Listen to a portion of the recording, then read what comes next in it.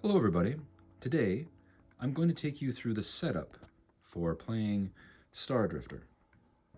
First, what we'll need is to make sure we have the correct dice. We'll need 10 siders. We'll need a D4 and a D6. Here is the character sheet. You place your name, damage levels. We'll go through all this, starting the first step. So in the rulebook, character creation, refer to the character sheet for this section. We have our character sheet. Character name. Give your character any name. Perhaps you like to keep some sort of record of all your characters and their stories. So name. Let's do Captain Turtle. So after character name, we go to damage level. This represents your health. The damage levels are as follows. So there's none, light damage, medium damage, heavy damage, debilitating, and then finally destroyed. Well, we start with none. So let's put a mark on that. So we come over to the character sheet and simply just mark none. The next portion is prowess. Prowess represents all your character's physical skills. Your character starts with a prowess score of 4. The prowess score lowers depending on your character's current damage level. Other characters you encounter could also have a prowess score and suffer the same reduction in prowess depending on their damage level. So if we come over to our character sheet, you'll see here when you have a damage level of none, your prowess is 4. A light damage, your prowess is still 4. If you take a medium damage, your prowess is now 3. Heavy damage, your prowess is now 2. Debilitating, 1. And then finally, destroyed. After prowess, we have mind. This represents all your character's mental skills. Your mind score can be no higher than 4 and no lower than 1. Roll a d4 to determine your starting mind score. Use a token to keep track. Now underneath it also says you may also choose your mind score instead of rolling to adjust difficulty. 4 mind for a slightly easier experience, and 1 mind for hardest.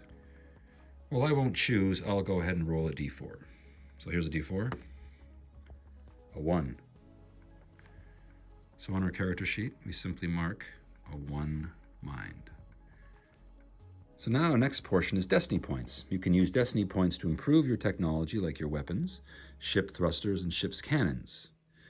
Now, let's get to the point here. A destiny point can also be used to re-roll any roll you make throughout the game, but you must keep the second result. You start the game with 2 destiny points. Use a token to keep track. You can only have maximum of 4 destiny points. So here is our destiny points. We currently have 2. Now we have weapons. You begin the game with your trusty ray gun. Your ray gun starts with a 3-point grade star. Place a token on the 3-point star beside ray gun. All right, so here is our ray gun, and we have a 3-point star. Under weapons, you have auxiliary. Now, auxiliary, if we go to the character sheet, this is just where you find any additional items, etc., that you come across throughout the galaxy, whether personal items or items for your ship, that sort of thing. Then when you do find them, you'd record it, the name of it here, and the event number of the item. This is for reference. This allows you to have easy access to the rules of any particular item you find. And under auxiliary, we have lucre. Lucre is the currency that is used in trade for most of the galaxy. So under the lucre portion of the character sheet, we keep track of our space bucks. So what we have to do now, if we look over back under the lucre section, to determine if you start with any lucre, etc., roll a d10 on the lucre table under the 3-point star column. Now on the table sheet, we go to the lucre table, and you can see here in the left-hand column, d10. So we roll a d10, a 9. So under the 3-point star, 9 result is 10 lucre. Then we return back to our character sheet and simply mark under Lucre 9 Lucre. So we have 9 space bucks to start with. The next section goes over star points. Star points are what is needed to win the game. So you need 10 star points to win the game. So when you reach 10 star points, you immediately win the game. Now, there is another way to play Star Drifter, and that is called campaign mode. And you simply accumulate as many star points as you can until your character dies or your adventure ends. So even if you achieve the 10 star points, you don't necessarily win. You simply keep playing, trying to earn more star points until your character dies. So we start with 0 star points. So we put a 0 under star points on the character sheet. Let's do that. So here's the character sheet, star points, 0. So the final portion of the character setup is notoriety star. And this is just to determine how much negative attention you've attracted from around the galaxy. So in game terms, though, it determines which column you roll under when determining a random event. And it says it in the rules, but to determine which random event you encounter, here it is. So if you had a moderate notoriety star, for example, you would roll the D100 and your event will be under this column. Now to determine our starting notoriety star, we can roll a D4. Now it also says here, you may also choose your notoriety star instead of rolling to adjust difficulty. So the 3-point notoriety star is for a slightly easier experience, and then the most pointed star is for the hardest.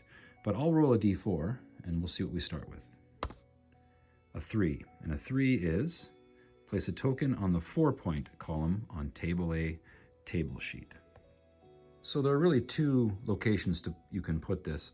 On your character sheet, notoriety star here, but also on your table sheet. It's not a bad idea to mark it here as well, just for ease of reference when it comes time to roll for a random event. So now the next portion, we've completed character creation, is to create your ship. So ship creation, refer to the ship sheet for this section. Ship name, give your ship a name. So we come to the ship sheet, and ship name, I've named the ship Big Bird. Underneath ship name now, it discusses ship status, and this just goes over the hull damage and how it all works in terms of damage to your hull, which really, in short, works the same way, much the same way as your character, the same types of wound levels. So if we come over to ship status on the ship sheet, you can see here, just like your character, no damage, light damage, medium damage, heavy damage, debilitating damage. And you see here, we start with none. The next portion goes over weapons for your ship. So you have cannons.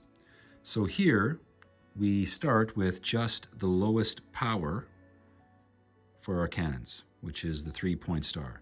But you can spend a destiny point to attempt to raise it to a higher star to make your cannons more powerful.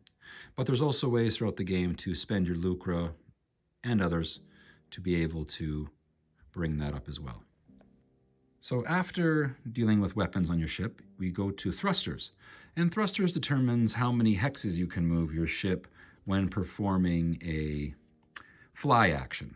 So we start with 1 thrusters, which I've already marked down here, but you can upgrade them to a D4 dice or a D4 plus as well. Now this can be done, well, there's a number of different ways throughout the events, and not to spoil anything, but you can also attempt to do it using 2 destiny points. You spend 2 destiny points, you can attempt to upgrade your thrusters. So currently we can move 1 hex when performing a fly action, and we mark that as so on the ship sheet. After thrusters, fuel tracker. Fuel tracker is for keeping track of, well, your fuel cells. And it says here, to begin the game, you begin the game with D10 plus 10 fuel cells. So let's roll that. So we come to the ship sheet again, and there are fuel cells, and that's how you keep track of them. So let's roll a D10. So it said we get D10 plus 10 fuel cells to start with. So a 7 plus 10 is 17. So 17 is right here. You mark that as so, right there. After dealing with the fuel tracker, there is the sectors of interest on your ship sheet. So, sectors of interest. and you can have a maximum of 5 sectors of interest. If you do come across another sectors of interest, but you already have 5, you will have to replace any one of your choosing with the new sector of interest you just found. And that concludes ship creation. The last thing it says here, as soon as you finish ship creation, it says you may return to E001, so event E001, and it will then walk you through the remainder of the process to get started and to get you going, to be able to then choose an action and start playing the game. So that concludes the character creation and ship creation, the setup of getting started to play Star Drifter. So thanks for watching, everybody. Take care, and bye-bye for now.